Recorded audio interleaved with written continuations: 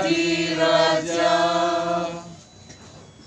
Ibadah perdana kolom 2 Jemaat GPD Getsemani Maesa Palu, masih dalam suasana tahun baru, bertepatan hari ini boleh mensyukuri kasih Tuhan di hari ulang tahun Ibu Yulce Polwan yang ke-54 tahun.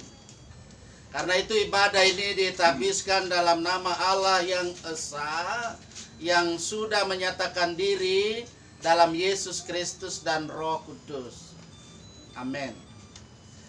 Mari kita menyatakan mazmur puji-pujian sebagaimana yang ada di tangan kita dalam Mazmur 95 ayat 1 sampai 3 berbalasan. Marilah kita bersorak-sorai bagi Tuhan, Bersorak-sorai bagi membantu keselamatan kita. Biarlah kita menghadap wajahnya dengan nyanyian syukur. Bersorak-sorai baginya dengan nyanyian mazmur. Sebab Tuhan adalah Allah yang besar dan Raja yang besar, mengatasi segala Allah. Saya silakan kita duduk untuk sambil kita menyanyikan pujian seperti rusa rindu sungai. Seperti rusa rindu sungaimu, jiwaku rindu Engkau, Kaulah Tuhan hasrat hatiku, ku rindu menyembahmu. Engkau kekuatan dan perisaiku, kepadamu rohku berserah. Kaulah Tuhan hasrat hatiku, ku rindu menyembahmu. Yesus, Yesus, Kau berarti bagiku. Yesus, Yesus, Kau segalanya bagiku. Mari berdoa untuk pelayanan firman Tuhan. Terima kasih Tuhan pada kesempatan yang sangat baik ini, masih dalam suasana sukacita Natal yang kami ingat rayakan, dan saat ini sudah masuk di hari kedua di tahun yang baru 1 Januari 2023. Hari ini adalah hari ulang tahun Ibu Yulce Polwan yang ke-54 tahun. Kami mau mendasarinya dengan bagian firman Tuhan dalam ibadah perdana saat ini. Jemaat Tuhan yang ada di kolom 2, kami percaya Roh Kudus selalu hadir memberikan kami penerangan, menerangi hati pikiran kami supaya firman Tuhan menjadi jelas untuk kami terima, kami laksanakan dalam kehidupan sehari-hari. Amin. Yesaya 52 ayat 11 dan ayat 12.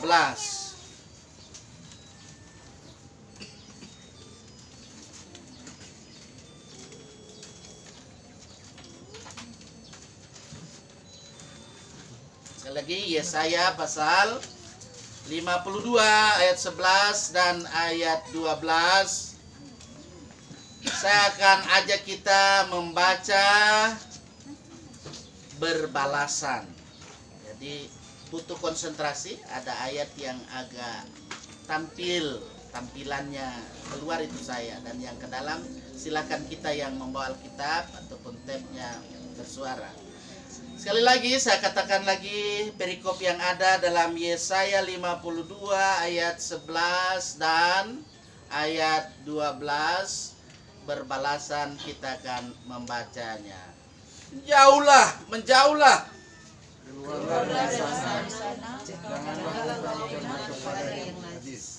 Keluarlah dari tengah-tengahnya, sucikanlah dirimu. Sungguh kamu tidak akan buru-buru keluar, sebab Tuhan akan berjalan di depanmu.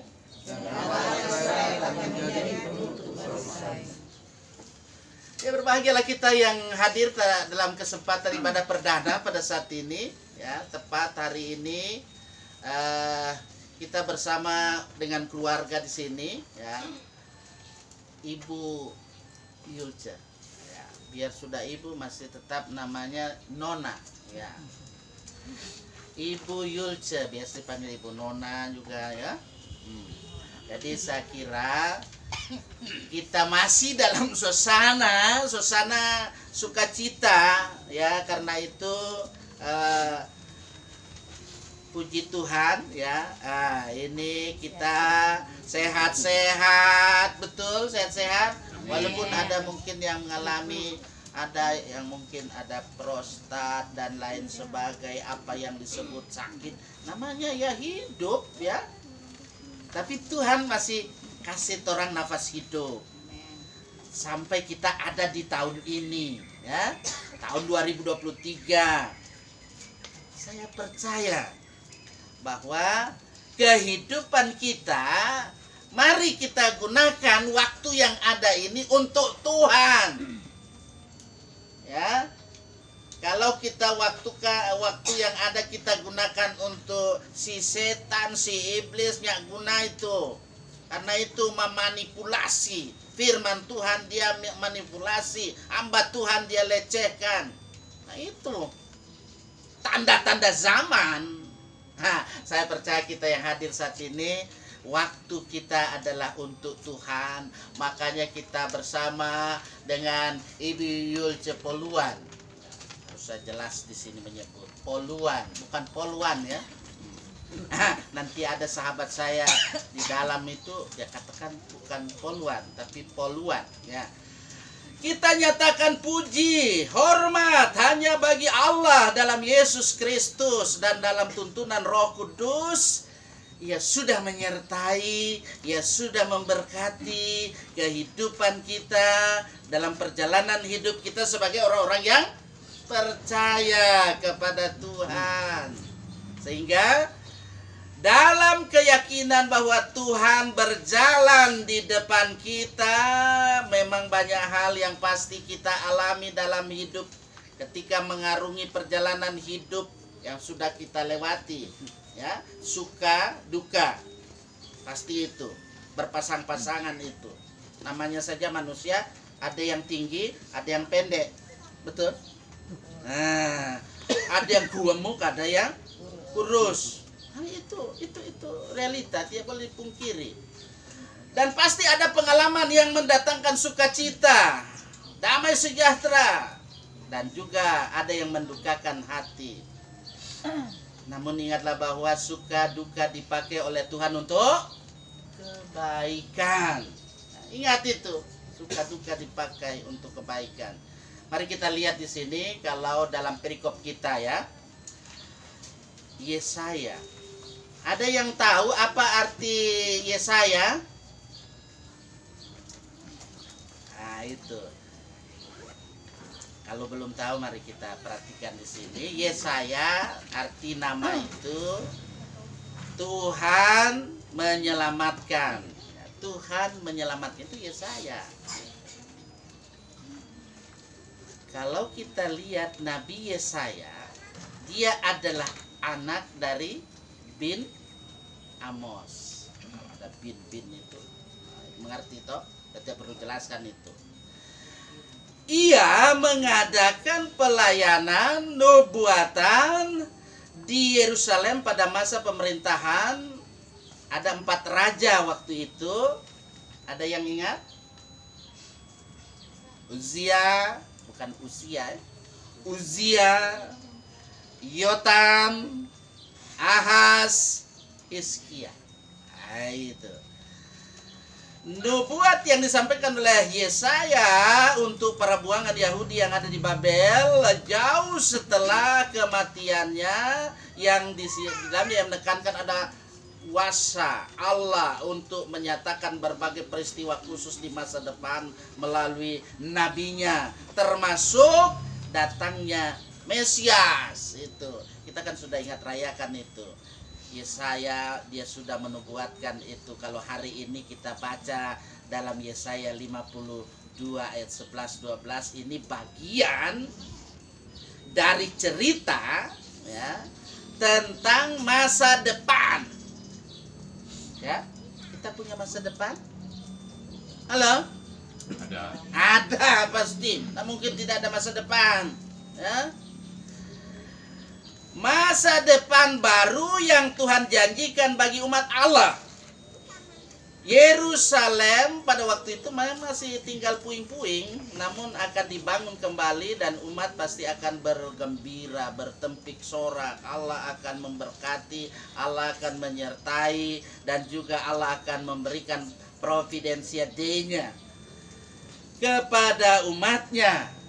Ya, termasuk dalam hal ini umat Yahudi dalam pembuangan, dalam panggilan ya kepada orang-orang yang tetap tinggal di pembuangan supaya keluar demi kebebasan mereka kembali ke tanah air mereka di Yerusalem, sebab Tuhan menyelamatkan mereka untuk hidup baru. Jemaat Tuhan yang ada di kolom 2, ya siapapun yang merelay sampai YouTube ini, mudah-mudahan bisa mendengarnya ya. Kata menjauhlah, keluarlah dari sana. Ayat berapa itu tadi? Nah, ayat 11 yang konsentrasi pasti dia ingat 11 ya.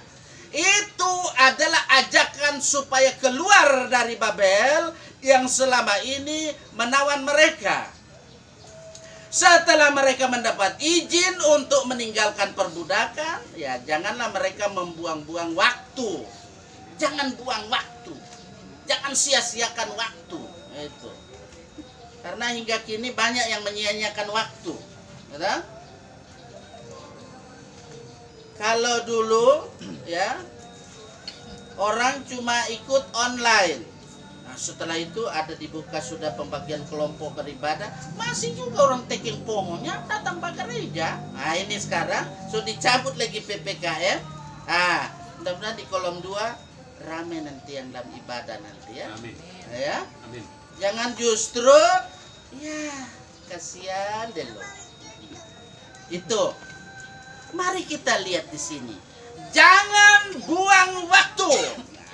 Umat Tuhan harus berjaga-jaga supaya tidak membawa serta dalam kehidupan ini kecemaran yang dari Babel. Kalau dalam kehidupan kita ya kecemaran dari waktu-waktu yang kita gunakan untuk iblis. Stop waktu untuk iblis. Tegas ini katakan. Tidak ada waktu untuk iblis. Janganlah engkau kena kepada yang najis. Nah itu. Gimana itu? Hal ini dimaksudkan supaya harus meninggalkan dosa yang tidak berkenan kepada Tuhan. Apalagi sering kita ya berubah. Dulunya setia mungkin, tapi lama-lama tidak setia. Ada yang begitu, mudah-mudahan tidak ya. Tetap setia. Setialah setia sampai itu. Nah, dalam kehidupan ini rupanya umat pada zaman Yesaya sebagai nabi, dia menubuatkan mereka mudah sekali terpengaruh dengan bagaimana budaya kehidupan yang ada di setempat, sehingga memutarbalikkan bersilat kata yang benar diputarbalikkan jadi salah.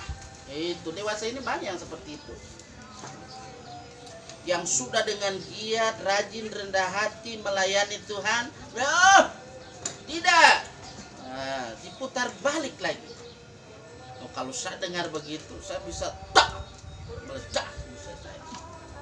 Ya, betul ini. Nah, oleh karena itu dalam hidup ini, kalau orang memutarbalikkan fakta yang ada, ya toh, dia memanipulasi segala sesuatu yang, karena setan itu, iblis itu segala pembohong dia.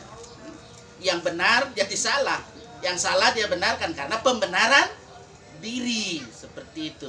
Mari kita lihat di sini, umat harus bergegas keluar dari tengah-tengah mereka dan menyucikan diri. Jadi ketika mereka menerima anugerah rahmat untuk satu pembebasan, maka dalam hidup ini harus menyucikan diri, terutama orang-orang ketika kalau dalam zaman Yesaya, ketika dia hidup, dia menubuatkan orang mengangkat apa? Perkakas rumah Tuhan, yaitu tugas daripada para imam yang dalam hal ini menjaga perkakas supaya suci, supaya tetap kudus, jangan dicemari, ya, jangan dikotori, seperti itu. Saudara-saudara yang saya kasih dalam kasih Tuhan, kalau kita perhatikan Esra, bukan dalam Alkitab, Esra pasal 1 ayat 7 terkait dengan ini, mereka harus mengangkat bagaimana perkakas rumah Tuhan sebagai tanggung jawab untuk menjaga ketetapan-ketetapan supaya tetap murni, utuh, supaya ada kemurnian, ada keutuhan. Mereka dipercaya supaya tugas yang ada ini dilakukan. Harus bersih, harus basuh tangan. Tentu ketidakbersalahan ini harus dijaga. Jangan sampai sudah bersalah, mengaku lagi benar, kok mempersalahkan lagi orang-orang yang ada bekerja untuk Tuhan. Nah, ini yang terjadi dalam kehidupan umat. Hingga saat ini juga masih ada terjadi hal-hal seperti ini. Mereka harus hidup kudus sebab Allah adalah kudus. Ayat 12, perhatikan di situ. Sungguh kamu tidak akan buru-buru keluar.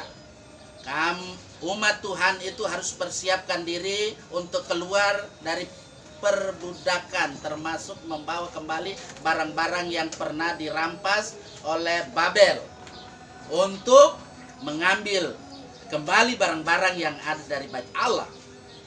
Itu bisa diperhatikan misalnya dalam 2 Raja-Raja pasal 25 ayat 13 sampai 17. Allah mengingatkan mereka supaya kumpulkan itu benda-benda yang kudus yang waktu itu dirampas. Itu rupanya terjadi rampas-merampas, ya, bagaimana yang kesucian daripada perkakas-perkakas yang ada, ya, termasuk dalam kehidupan kita. Alkitab terkadang kita cuma sembarang taruh, ya memang itu Alkitab tulisan-tulisan biasa, tak? Nah, kalau saudara-saudara kita di sebelah, selalu kembali kalau apa ya, di apa itu masuk dalam apa itu ranah, jadi hati-hati. Saudara-saudara yang saya kasih ke dalam kasih Tuhan, diingatkan supaya kita hidup bergantung pada hadirat Allah bersama dalam kebersamaan, sehingga dalam perlindungan Allah kita tetap dilindungi oleh Allah. Tuhan memberi kebebasan yang terhormat kepada umat Allah supaya keluar dari Babel. Sebab apa?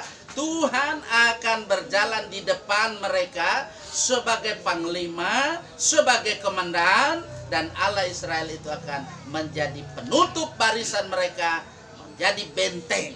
Nah, itu luar biasa itu. Kalau Allah sudah menjadi benteng kita, dahsyat itu. Apa kata orang, ya, terhadap kehidupan kita, yang pokok kita berjalan sesuai dengan koridor, tapi orang-orang yang memutarbalikkan fakta yang benar itu dijadikan salah, yang salah dijadikan benar, itu berbahaya, ya, untuk yang melakukan seperti itu, ya, berbahaya, warning. Karena itu, Bapak, Ibu, Saudara-saudara, jemaat Tuhan, siapapun yang mendengar saya punya YouTube ini, mari dalam kehidupan ini kita melihat, kita mau memahami bahwa ada satu hal yang pasti, Tuhan telah menyertai perjalanan hidup kita. Betul seperti yang dialami oleh Ibu Yulca. Gimana Bu Yulca? Yakin? atau biasa-biasa jo. Nah, itu. Tuhan menyertai perjalanan hidup kita ya dari tahun ke tahun hingga saat ini di tahun yang baru, hari yang kedua, hari ini tanggal 2 Januari, dan bahkan hari-hari hidup kita ke depan. Memang terkadang ya kita ada rasa takut, ada rasa cemas menghadapi berbagai problematika kehidupan. Ketakutan itu tentu dapat disebabkan oleh karena pergumulan dan juga masalah ekonomi ya, apalagi ini tahun 2023 ya, ada peramal bilang apa? Nah, itu krisis moneter kah, resesi ekonomi kah, dan lain-lain sebagainya ya. Ingatlah bahwa kalau dalam kehidupan kita berjalan seperti kebenaran firman Tuhan, Tuhan tidak pernah meninggalkan kita. Berkatnya pasti Dia berikan. Kalau kita tetap herd immunity, iman, imun, hikmat selalu ada dalam hidup kita. Dengan demikian, sebagai orang-orang yang beriman kepadanya, kita meyakini bahwa Allah selalu menyertai kehidupan kita, termasuk yang berhappy birthday, Ibu Yulce. Ya. Kita semua tanpa kecuali di tahun 2023 ini kita hendaknya menjauhkan diri dari kenajisan. Ya, maaf saya bukan basinggung, dari mabuk-mabukan, dari judi, ada judi online sekarang. Aduh, dari tidak lalu ya baru saya sebut sekarang. Ada lagi, apa itu? Online yang tidak legal. Pinjam modal, akhirnya dengan mudah orang meminjam. Pinjol. Pinjaman online yang ilegal. Hati-hati. Apalagi dalam resesi ekonomi cepat sekali. Tiap bulan itu akan bunga berbunga. Kita dijerat oleh bunganya. Hati-hati. Saya ingatkan. Kalau ada yang sudah terlilit dari tahun lalu, jangan lagi. Jangan lagi. Nah, oleh karena itu, tahun 2023 ini adalah tahun berkat yang Tuhan berikan bagi kita sebagai orang-orang yang beriman kepadanya. Baiklah dalam kehidupan kita menjadi orang-orang yang beriman, menjadi ciptaan yang baru. Karena yang lama sudah berlalu. Ya, tahun 2022 sudah berlalu. Karena itu tahun 2023 ini tahun baru. Nyandak lama lagi juga menjadi tahun lama. Ingat itu begitu dia. Segala sesuatu yang baru itu sudah lama ada, termasuk tek sampai ada ditampilkan di sampingnya Pak Presiden ada yang bermain tek itu di TikTok toh. Nah, itu sudah ada samanya ini Pak Leko. Betul? Nah, main itu. Kalau kena di sini sakitnya bukan main itu. Nah, oleh karena itu saudara-saudara yang saya katakan, ada hal-hal yang baru memang, yang baru. Ini seperti Android ini kan baru terus diperbarui. Kalau dia cuma Nokia begitu sudah tinggal lama. Ya tak? Karena tidak mau mengikuti perkembangan yang ada. Jadi dengan teknologi yang ada, mari kita arif dan bijaksana gunakan. Karena jari-jari itu harimau. Kalau dulu orang bilang mulutmu harimau, sekarang jari-jarimu itu harimau. Iblis pakai juga itu kalau kita memanipulasi kebenaran. Yang benar disalahkan, yang salah dibenarkan. Itu. Kalau ada yang begitu bertobat, segera bertobat. Gitu, siapapun yang mendengar YouTube saya ini, ya, bertobat. Karena dalam kehidupan kita harus arif, bijaksana dengan kemajuan ilmu pengetahuan teknologi yang ada. Kita memperoleh dampaknya. Ambivalensi daripada dampak itu adalah positif dan negatif. Mari kita gunakan secara baik, benar, dengan kemajuan ilmu pengetahuan teknologi saat ini. Hiduplah dalam kekudusan, hiduplah dalam kesetiaan kepada Tuhan Yesus, sebab Dia yang menghantar kita dalam kehidupan. Kita ada di tahun 2023, so umur 54 Ibu Nona, ya tak?